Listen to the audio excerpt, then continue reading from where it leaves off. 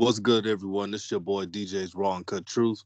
I got my boy Gibson on the line, and we're gonna talk about this draft. So, Gibson, uh, through all the information that came out about the prospects and their strengths and weaknesses, um, I predicted a while ago that they were going to nitpick LaMelo Ball. Oh, yeah, like it. Yeah, of course. And it doesn't help that LaMelo Ball shooting came late in the season. So you're gonna obviously hear dudes like, "Well, I mean, his shooting wasn't that great," and you got these obvious amateur YouTubers who like go like, "He's either a great player or a bust." It's a weird, like they don't know how to really be critical of a player without having to shit on his name. But they did that with a lot of the players in this draft, so you can obviously see that. But yeah, I think the more news that comes out, LaMelo is going to get traded to a good team. I see it more and more. The Suns, Toronto, Golden State wants a wing player. That's interesting that you brought that up. I have a feeling there are going to be some trades within that top five. Um, I've been hearing rumors about Toronto surfacing. Toronto has aging guards like Kyle Lowry, and they have some wings that they want to move around. They got too many wings, so Yeah, it's a give and take. And I could definitely see the Warriors or any of those teams trade LaMelo for OG Anunoby. And I know a lot of people are going to be like, for him, well, OG Anunoby is an ascending player who is a 3-and-D player, can defend multiple positions, and he has the potential to become what Siakam is. As you see now, Siakam's not a star, but he's made an all-star team here and there, and that's who he is. Can yeah. you see that as well? I definitely could see that because on Golden State side, it's seen as a smart move, and we all know Golden State history when it comes to drafting players. They're not really good at it right now.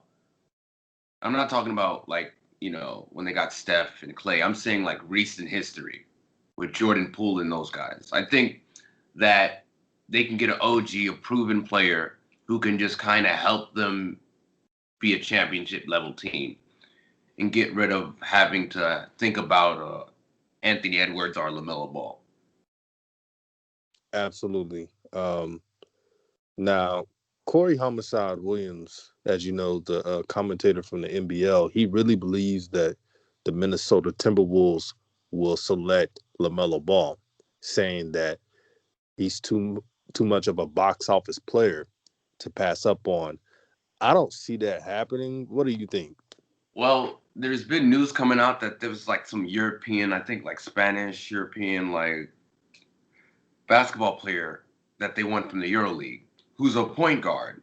So I'm now it's even more to a point where I'm doubting it because I'm like, if they're gonna get him, I guess to play alongside someone like D'Lo, I don't think they're gonna be looking for LaMelo. Plus, they're not in a they're in a weird position where yeah they have young players, but they're sort of in a win now situation or get to the playoffs now situation. Same thing with like the Pelicans. They don't have time to be trying to develop players to do a certain position that they already have. I guess if you say. Absolutely.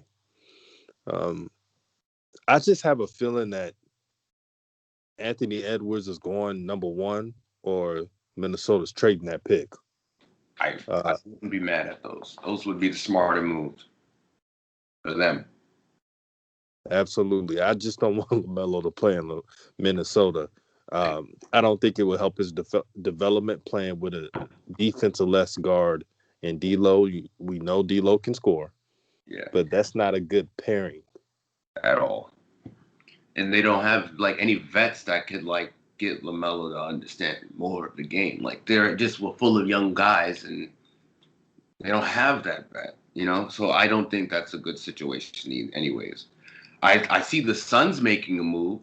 Like the more news I hear that they might try to get Flan Fleet, so they're going to try to open up cap space. And Kelly Oubre, who is a wing, once is going to get traded. You already know what I'm thinking. Oh boy. They might think about it like, listen, We can have LaMelo come off the bench. We can bring in Fred VanVleet. We can have our star. We can have our cake and eat it too, which is what I think the Suns might do.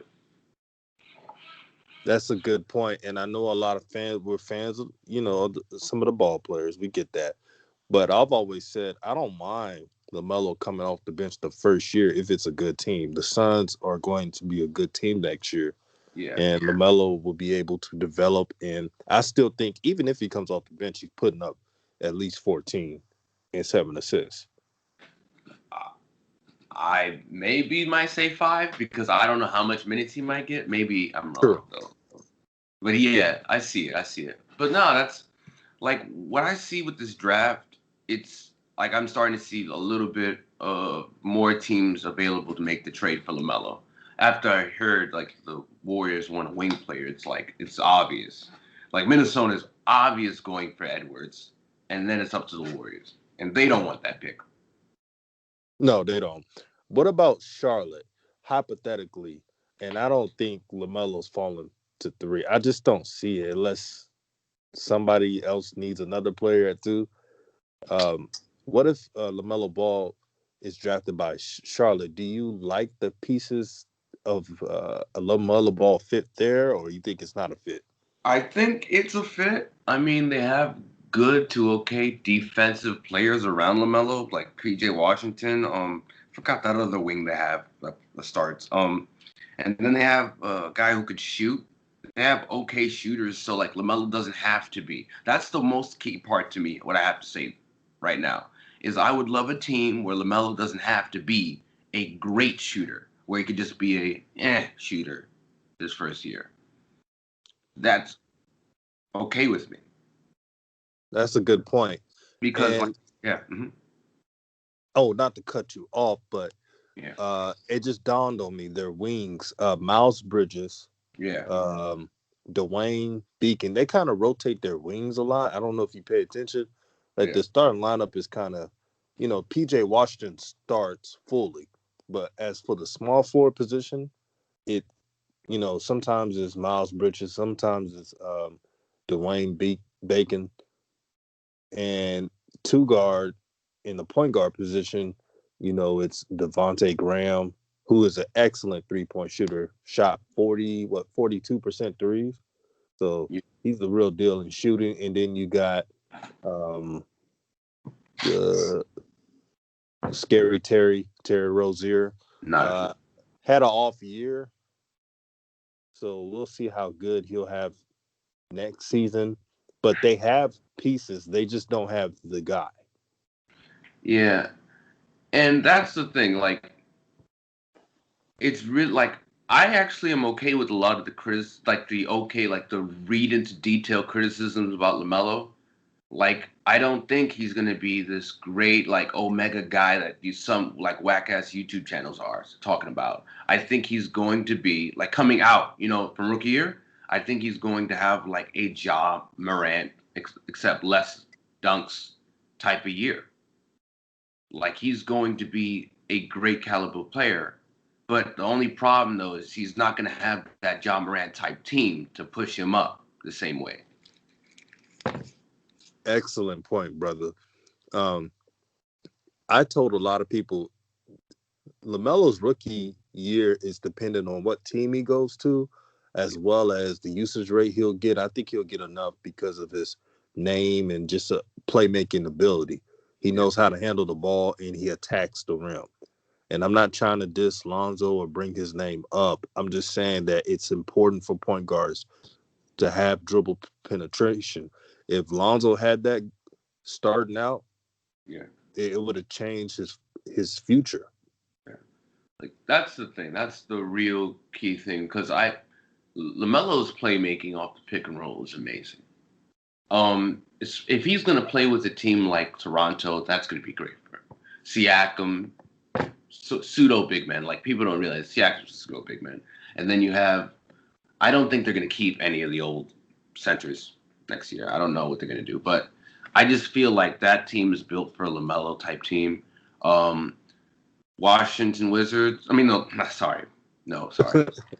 The Bulls are a nightmare team. Everyone keeps on talking about how they would be a great fit. I don't feel that. I don't even know what their organization is right now. Um, Larry Markkinen, I don't know if he's going to be a great shooter. They're deep, like I don't know what they're going to. A lot of their defensive players, I don't think they're going to keep. I'm just a little confused to what they really are. It's people keep praising. Oh, this is the type of team LaMelo would fit, and I'm like, I don't know. You know, Yeah, man. It's there's some teams that like I got in my mind. I hope they don't draft LaMelo Ball. But if LaMelo goes to Toronto, yeah. him and Nick Nurse, oh my God, the potential will be unleashed. You see how Nick Nurse has developed players under the radar, like Chris Boucher, the big man they got from Oregon. Hmm. He has a lot of potential, and don't be surprised if he is a late bloomer. Yeah. That's the thing.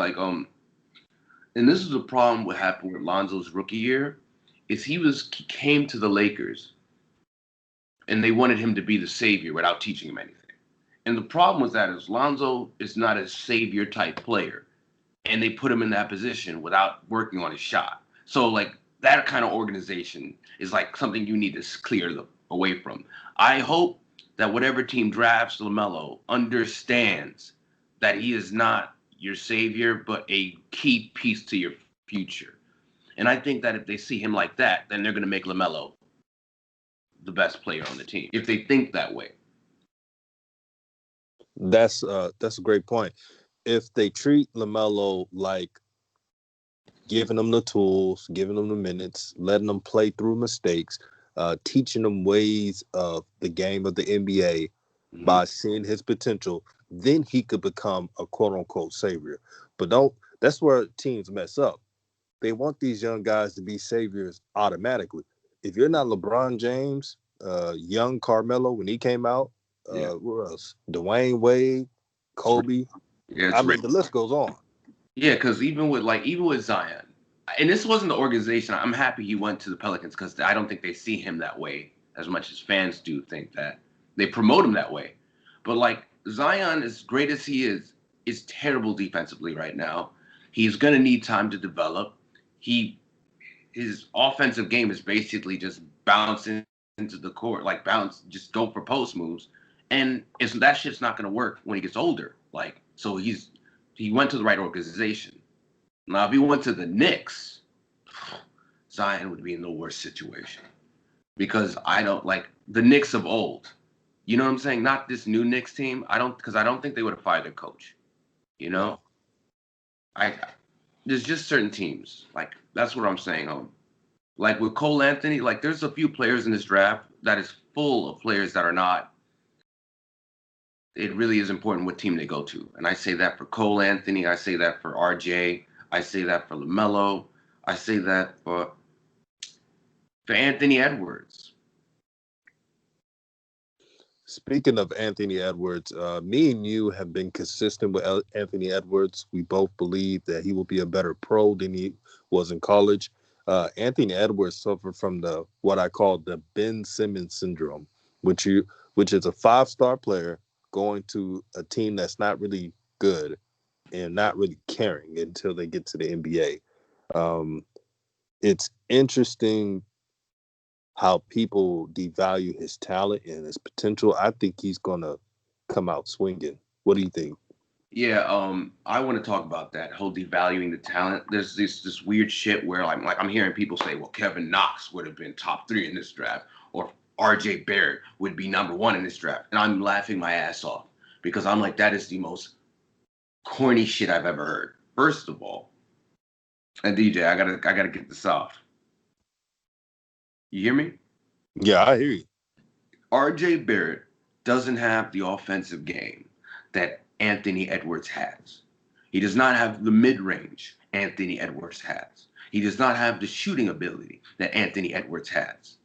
The only thing we could say is that RJ has the worker, the dog mentality. But first of all, RJ had a team around him. He had a point guard. He had Zion, and he was still ball hogging. These are two different players. And I just believe that Anthony Edwards is going to be better than what RJ's rookie year was. And that's all I need Anthony Edwards to be.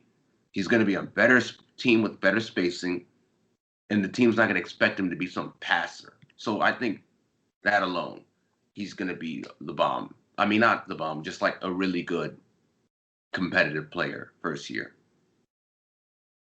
Yeah, I agree.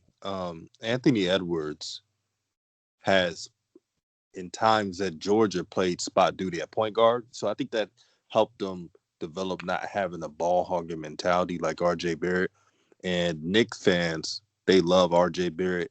They will go to bat for RJ Barrett. They defend him every time. And I know his team was surrounded by ball stoppers, not having enough fluent passes.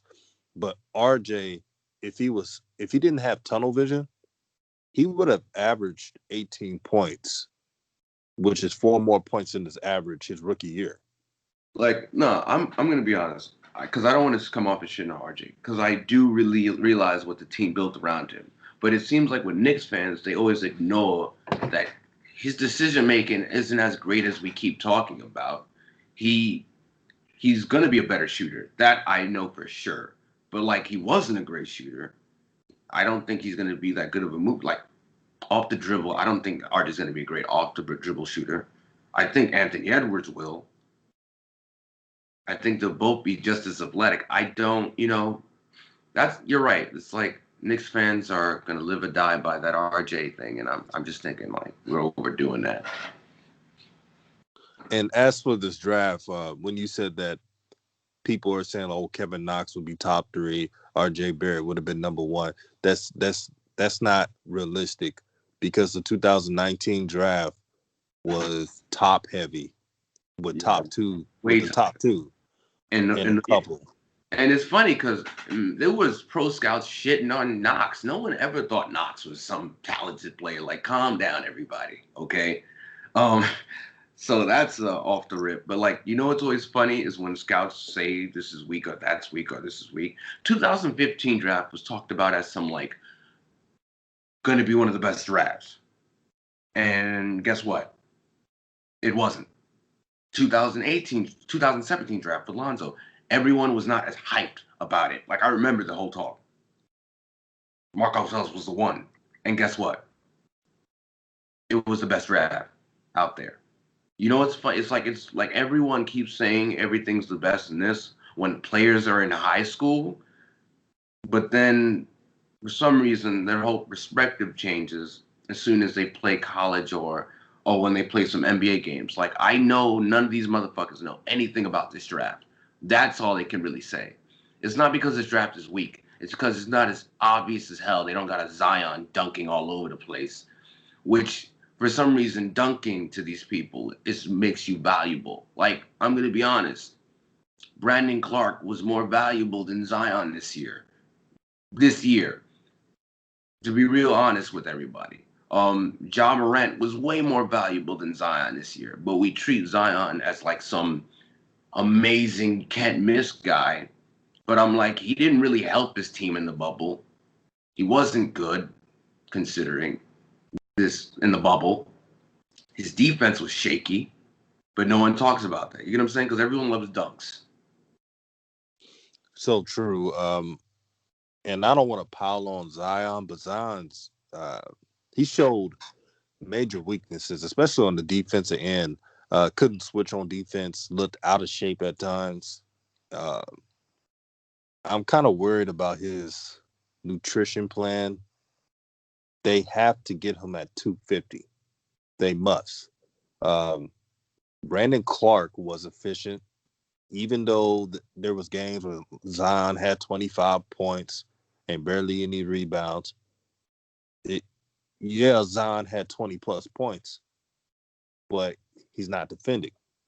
He's not getting a bunch of rebounds. So he's suffering from the hype. Yeah, but Now, but the thing is that his plays are highlight plays, so people will see it differently than someone like that. So his hype is not gonna hurt because he'll always have highlight plays, always. Like the funny thing is, people don't realize, but the Pelicans games before Zion got in and when Drew was hurt, like right around that early middle of the year when Lonzo was getting his feet back and Brandon Ingram was finally the major guy with the ball in his hands, was competitive. The two Jazz games, the games with, like Brandon Ingram was shooting, getting it in the fourth. When Zion came back and Drew got healthier, that ball, the team just started to suck. I don't think people realize that. Pelican beat writers seem to ignore that fact. Like, and this is not me saying, well, Lonzo was the second guy. It was just that a star player like Brandon Ingram needs someone who knows his role. And Zion wasn't one of them, and Drew wasn't one of them. But like, I know we're going to tangent, but this is what I mean by like overrating prospects and the media being very dangerous for like people's like money when it comes to like the draft. Like the Ringer is one of the saddest mock drafts ever. DJ, I'm telling you, it's sad. Comparing Poku to what's that European guy that didn't work out in the Suns? Oh, you're talking about Bender? Oh my gosh, when Ringa does that, that's Wow. disrespectful shit. First of all, Pokashevsky has LaMelo level passing ability for a 7-footer. He could somewhat space the floor. This kid is talented. He's 7'2". Why would you compare him to Dragon Bender? That's my problem with this whole people. It's not that the draft stinks. It's that people don't know enough about this draft and they just talking out the asshole. That's really what it is. Um, I'm keeping it real. That's what it is. Yeah, man. The disrespect. What I've always said about this draft, it's a needs based draft that can have a couple players pop. I could see a couple players in this draft. Down the line, you'd be like, man, how did he become an all-star? Yeah, I see a lot more than last year. Like we say this a lot more than last year. I could name because like last year, I thought KBJ was going to be picked in the top 10. Like that was my thought. I thought that Bol was going to get picked in the top 10. I thought, I thought those things, but because this draft, that last year's draft was not exciting. I didn't feel anything for Jackson. I didn't feel anything for half the guards they had come in. I didn't feel anything for Darius Garland, and that's kind of like just not being able to see him. Um, the fourth pick, I was happy they traded that because I was like Pelicans weren't going to get shit in the fourth. So yeah, last year's draft, I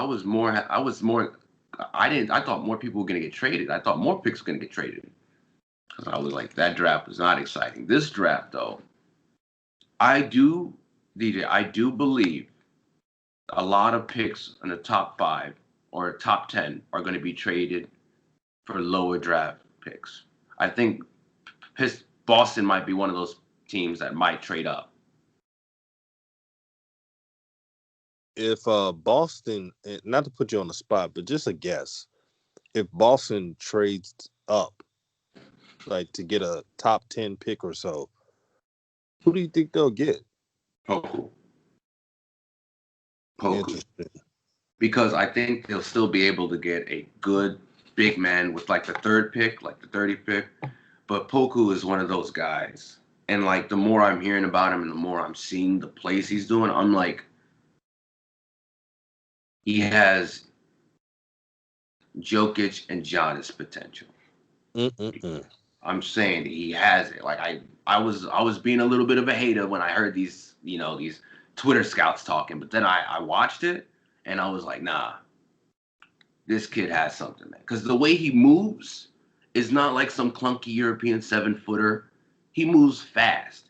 He passes great passes. He can shoot. I mean, he's learning to shoot, but like, you don't need to expect anything from him for his first 2 NBA years, but he's gonna be very valuable.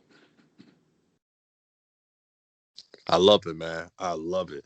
Um, the Pelicans, man, they got to address versatile bigs in Yeah, this draft. this is not the draft for them.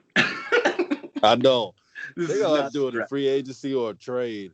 Um, They they're got gonna have to trade a lot of their players. I said this before. They got more guards than your mama. I'm talking about guards galore that just want to ball hog and don't play within the offense. you know what? I know this might shock people, but I wouldn't be mad if they traded Lonzo. Mm. One Because reason, okay, if they want to be hard headed and keep Drew, they have to trade Lonzo. Because Lonzo isn't like a dribble kind of point guard who can get off, like, do all that movement on the court.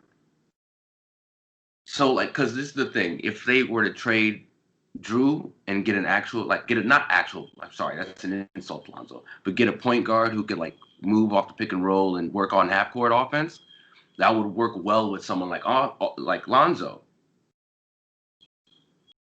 But if they keep Drew, they because this is the thing, they need a half court point guard with Lonzo or Drew, and they're gonna need a big man who could shoot threes.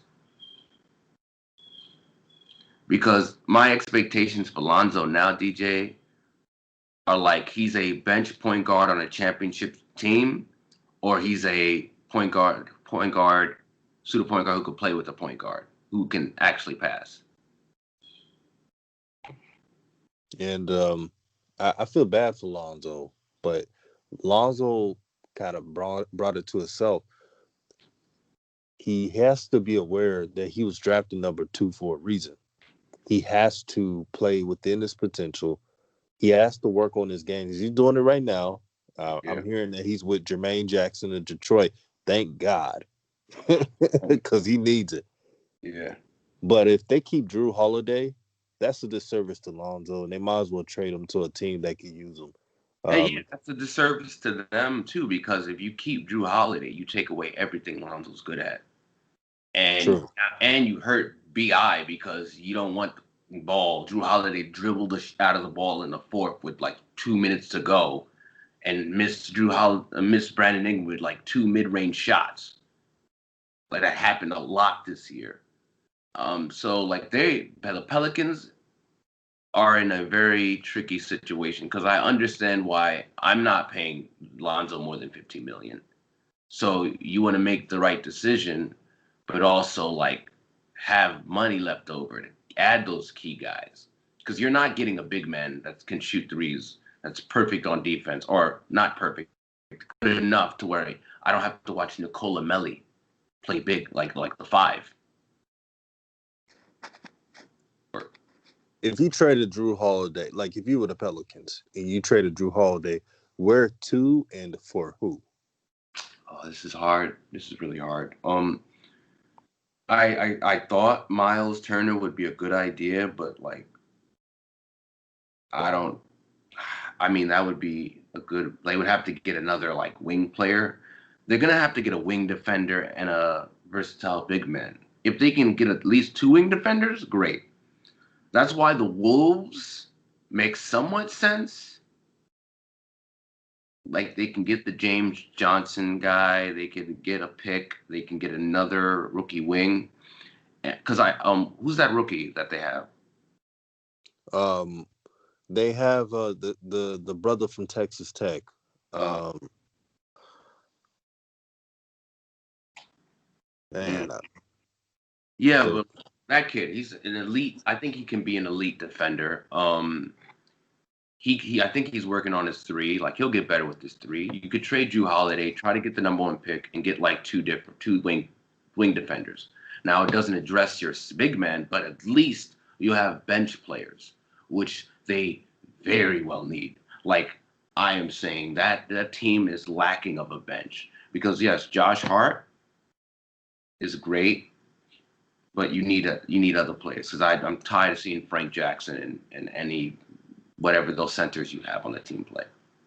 So yeah, it's really this summer for them is going to be busy. the wing you're talking about that plays for Minnesota is Jarrett Culver. Yeah, they're going to need. I would like for them to like trade Drew Holiday for two wing defenders because the thing that people keep missing is like, yeah, it's great to have a point guard type defender who's top of his tier. Like he's probably should win Defensive Player of the Year. My problem with that is Drew Holiday is getting in the wrong side of the third. He's getting old. His contracts will be up next year probably, and what's more important is not stopping Dame. What's more important is slowing down people like Kawhi and LeBron. Absolutely. That's why the 2020 draft is considered the best draft potentially. 2022, 21? 21. Sorry about that. Yeah. 2021 draft is considered the best draft in years because they have so many wings. Yeah.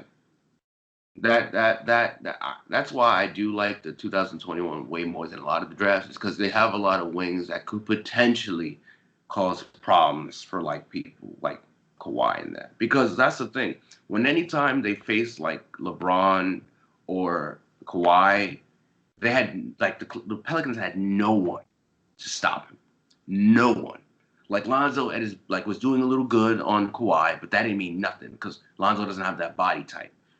Drew Holiday, yeah, he was doing his best, but LeBron was way more athletic than Drew, and he was going to take him out. So what are you left with? Your two best defenders on the team can't do shit. Kendrick Williams is a total liability. So even if Kendrick Williams would be okay defensively on them, he doesn't bring anything offensively to have him on the court. And yeah, that's the thing. They need wing defenders. They need big men. So I feel like this is the perfect year for them to make the trade with Drew Holiday and their pick. I think they could trade both these things, but separate trades. Absolutely.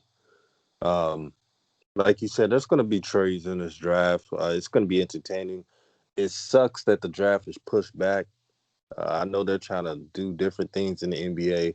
They might as well. They should have had a draft earlier. Get it over with. Um, Nah, these owners are greedy. I mean, the players, the owners. I don't get it. It's messy, and I feel bad for the people who have to get drafted because they want to do the start the season in December and Christmas, which would be great for our entertainment. But like, you want to then draft kids a month earlier who didn't have any time really to practice with their team to be good. That's the tricky part. And like, I don't know, it's just this uh, is messy, man. question. For the rookie's sake, because you got to be the NBA's got to be fair to the rookies. You can't just have them out there without a training camp and so forth. When should the NBA start? If they're gonna do that, they should start the first year of like the 2021. I mean, the first month of 2021. I agree,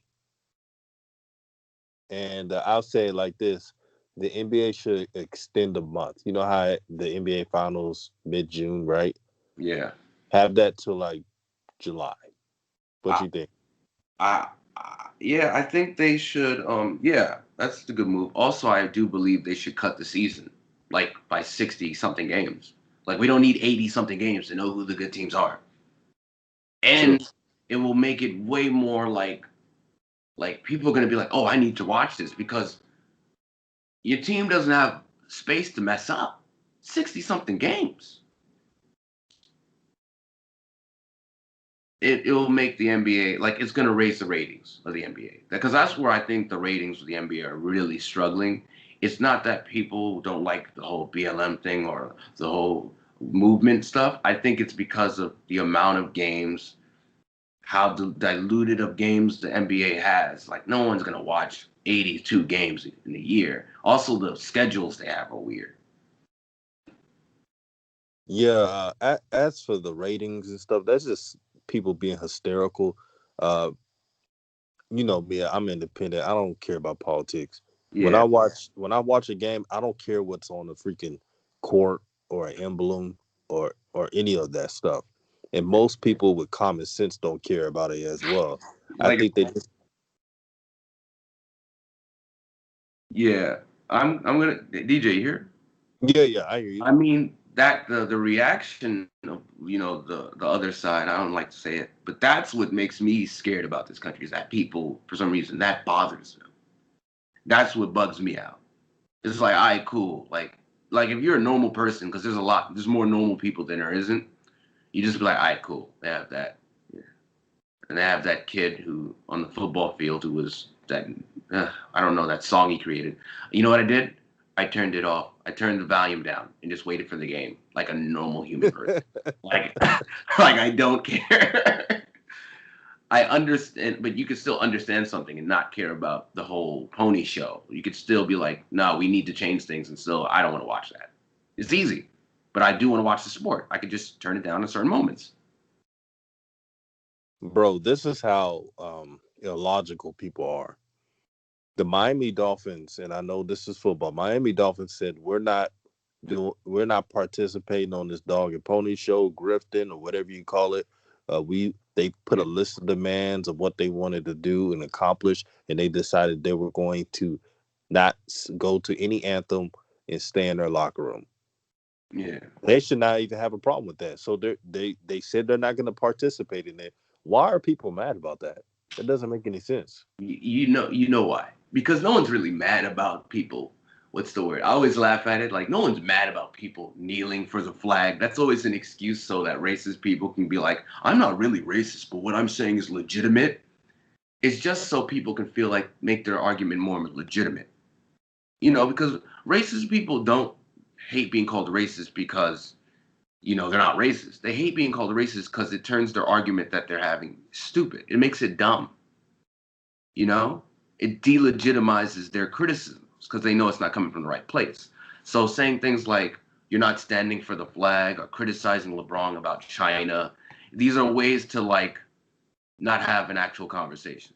And that's why I don't like the dog and pony show because I'm like, you're not talking to people. Give a shit. You have to get like what the Miami Dolphins did is different because you're not here to change the mind of the people. You're there to change the mind of the government, make action because these people don't give a shit. These people, what they're, I DJ, I know I'm preaching. These are the Mm. same people with grandparents that were selling black people's feet in stores after lynchings. You motherfucking think you're gonna change their mind by holding hands? No, you have to talk to the government. There you go. Solutions, brother. That's why I respect about you, Gibson, man. You're all about solutions and this world. I know we talk about sports, but we got to keep it real. The problem with the world, and the reason why I don't claim any party is because I see the bullshit. I see the tomfoolery. Um, no one's about solutions. Everybody's about grandstanding, taking photo ops on both sides, and Yeah. especially on the other side. And they're not about fixing things, and that's why we're in this position today. I'm glad what the Miami did. I even posted it on Twitter. I said, "This is what you wanted. You wanted them to be about solutions, and now you got people mad because they're actually finding solutions instead of just participating in grifting." No, that's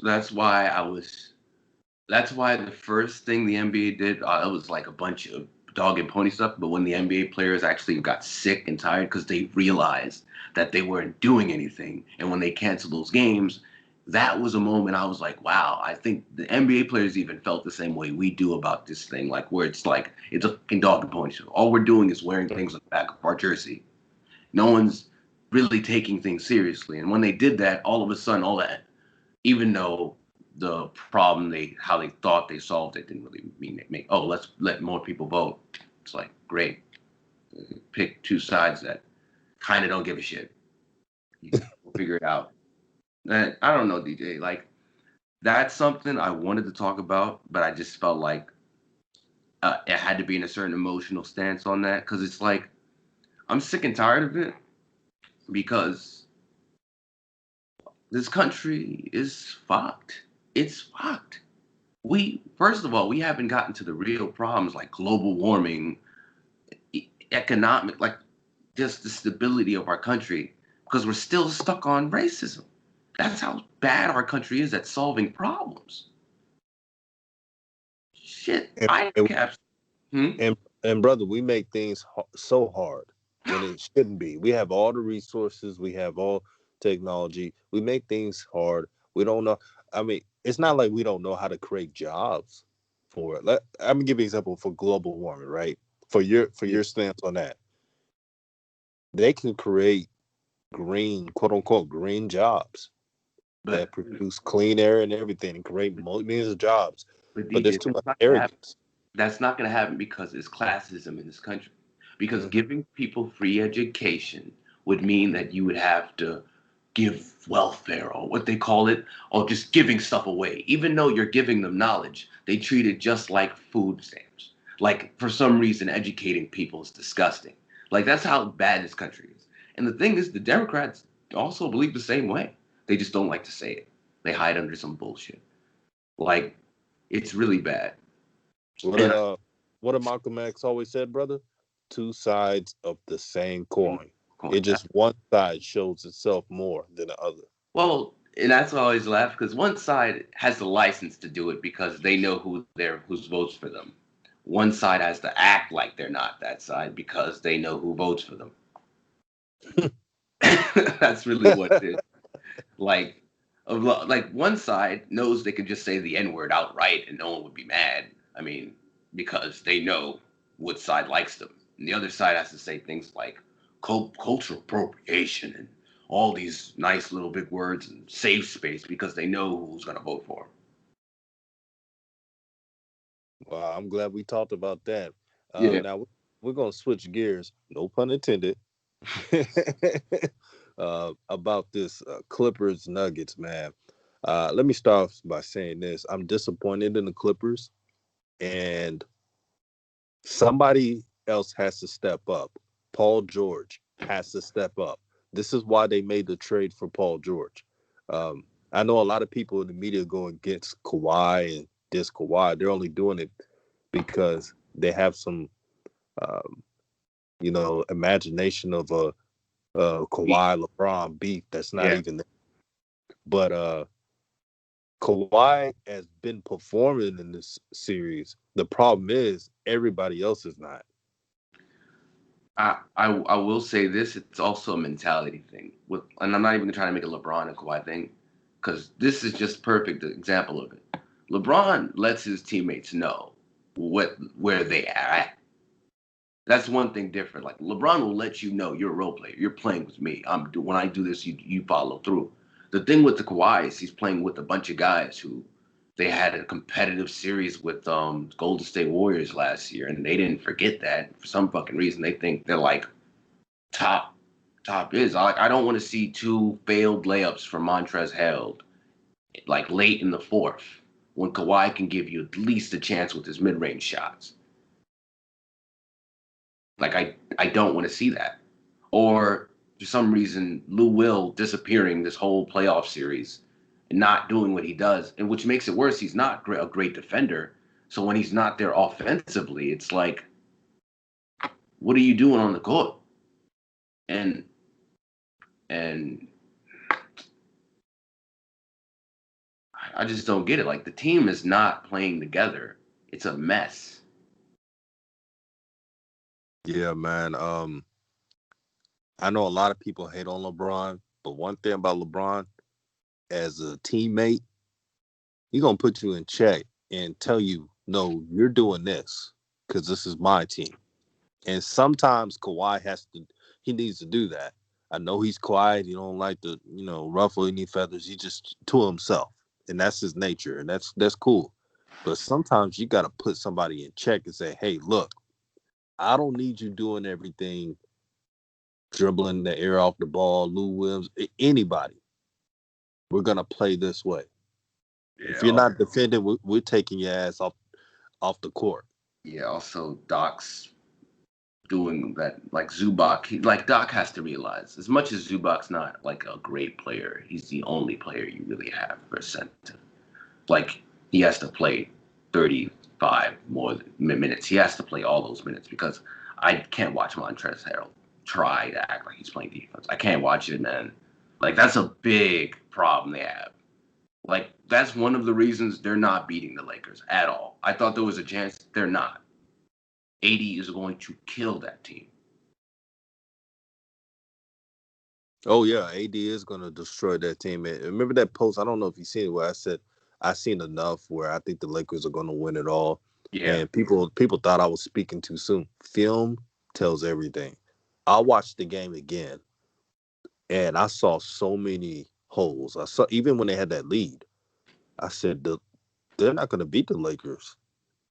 I could totally see even if they beat the Nuggets tonight, I can see Kawhi doing what he does, Yeah. but I can see other players holding back. I could see Paul George disappearing for 2 games out of the Lakers series, and that's all they really need. Like I could see Paul George just disappearing. And mental health is important, but like that's not like the Lakers, especially their fan base. That's not the best team to have like a mental health problem right now. I'm not like it's a really important. I feel bad for Paul George because he needs to get like he needs help. But like that situation against the Lakers, that's not gonna work for them. They need the Paul George for all 4 games. And even with Paul George and AD, I still don't think they're going to beat them because I think the Lakers guys surrounding AD and LeBron are going to show up. Alex Caruso is going to give you serviceable defense and hit some open shots. Rondo is going to make some good playmaking things. KCP is going to perform well. This new Kyle Kuzma is going to play good defense. That's all LeBron and AD need from them. That's what I'm gonna say right there. It's Yeah, that's how I see it too. If the only way that the Clippers could win this game and then win against the Lakers, everybody on that roster yeah, has to pay attention to detail. No off, um, no off energy. No just flipping a switch. That has to be cut the fuck out yeah, because the Lakers are clicking in all cylinders. And I know we joke about Kyle Kuzma and stuff, but he's buying in, and then Caruso's doing his job, and they they're just buying in, man. The depth. Don't forget the other Morris twin with the Lakers. yep. He's When they play that small ball unit with him at the power forward and AD at the center, that's a deadly lineup. oh, let me add that too. This is me thinking they're not gonna play Dwight Howard and JaVale McGee major minutes. That's I should correct that. This is me thinking they've learned their lesson. Now, if they do play JaVale McGee and Dwight Howard major minutes, I do see something open for like the Clippers. But if they've learned their lessons, no, they don't have a chance. They don't. And I don't think we've seen LeBronto. We haven't seen the LeBron versus Toronto guy. We haven't seen that LeBron yet. He's been playing very safe. What? The fourth one that he got 16 points and let, AD eat? When LeBron knows he has to turn it up, he will. This isn't like the Cleveland team he had before. He doesn't have to do the same thing. But if he knows he has to turn it up next level on Kawhi, he will.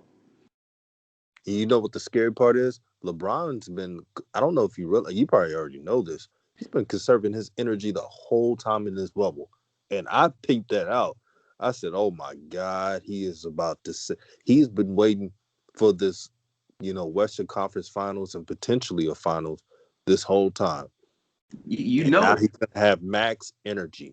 Yeah, because you know it because it was the fifth game against the Rockets. In the first quarter, he actually showed what LeBron could do and just took over like a whole 5 possessions in the first quarter and just led the beat down on them. Like I'm like, that's the LeBron.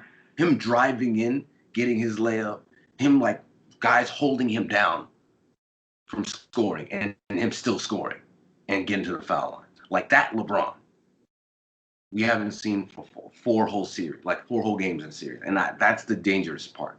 And as much as Kawhi is great defensively, like he's going to have to be great at shooting the three. Like that's one of the weaknesses that Kawhi has had this series, is like his three ball hasn't been landing as much, and as much as the mid range is going to help, he needs all of his offense to beat the Lakers, all of it. No doubt. Before I end this show, I just want to say I hope tonight's game is a great game. Yeah. And I hope the Clippers take care of business because let's be honest, man, we want to see the Clippers versus the Lakers, man. We Yeah, want this to be settled. yeah, because if they don't win, I'm gonna hear so much media bullshit trying to like downplay LeBron's ring. If it's against the Nuggets, you're gonna hear so much of it. That's why I told people if I'm LeBron James, I'm praying. If he believes in the Most High, I'm praying Yeah. that the Clippers win this game because they're gonna Skip Bayless is gonna. And I Oh, know people shut off Skip Bayless, but still, he he's part of Undisputed. That's a big show. yeah.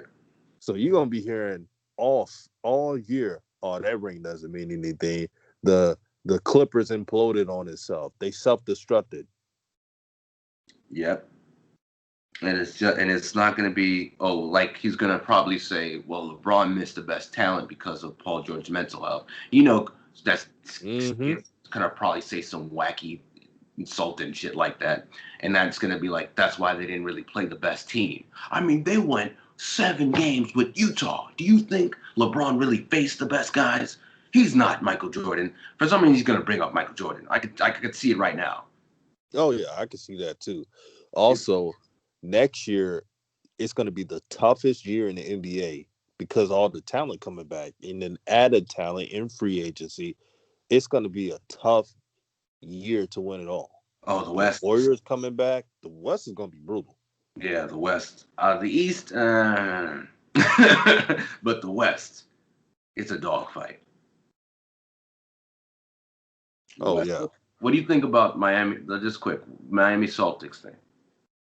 Miami Celtics. It's going to be a good match. Believe it or not, the Miami Heat hits the most threes in the postseason since the Warriors. They're second to the Warriors. Believe Wow. it or not. And they've been shooting threes like 90 going north, brother. It's going to be an interesting I game. yeah. Brad Stevens is a great coach. Marcus Smart is going to be the key. If he can lock down their most important players, the Celtics could win. I'm gonna say this right now. I don't think this is gonna be as competitive as people think. I'm gonna say it's gonna be uh the Heat 5 to 6 games. And you're Mm. probably gonna be like, whoa, that's an insult. Nah, I'm gonna say this right now. Toronto Raptors had a horrible shooting game, and they went 7.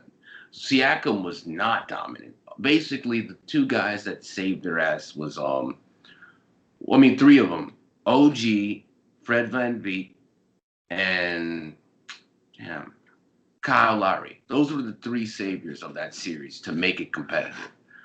And I'm going to say this right now: Bam is going to push Tobias. Well, no, the white. What's that white center from the Celtics? Um, uh, what's that guy's name, man? It's That's why the Celtics need another center. Nah, he's been great in that series. The problem is that he was playing against old ass centers the Raptors have. He's going to What's be his going. name? Tice. Yeah, Tyson. Yeah, Tyson. Like he was facing old centers that could move as fast. He's playing against a guy who's an offensive rebounding dog, who will fight for the rebounds, who will dunk on him. They're gonna need Robert Williams to not foul out. That's what I'm saying right now. They're gonna need an actual center because Bam Adebayo is going to take control of this series, and Duncan Robinson is going to be shooting threes all day. It's they're competing, man. I That's don't an interesting take, brother. I'm telling you, man. And the problem with Boston, as much as they're really good, the turnovers is gonna be bad this series. I promise you, it's gonna be worse than last series. They're gonna turn over the ball a lot. If Kimba doesn't wake the fuck up, they're gonna be turning the ball over a lot. Well, you guys heard it from first from Gibson, man.